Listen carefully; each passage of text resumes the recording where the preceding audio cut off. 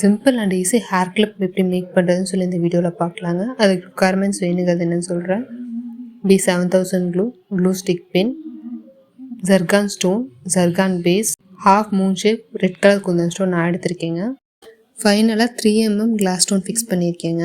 நீங்கள் இப்போ தான் நியூவாக கற்றுக்க ஆரம்பிக்கிறீங்க அப்படின்னா சிம்பிளாக இருக்கிறத ஃபஸ்ட் ட்ரை பண்ணி பாருங்கள். ட்ரை பண்ணி பார்த்துட்டு அதுக்கப்புறம் 3D எஃபெக்ட்ஸ் அதெல்லாம் ட்ரை பண்ணி பாருங்கள். உங்களுக்கு ஈஸியாக இருக்கும் பண்ணுறக்கு.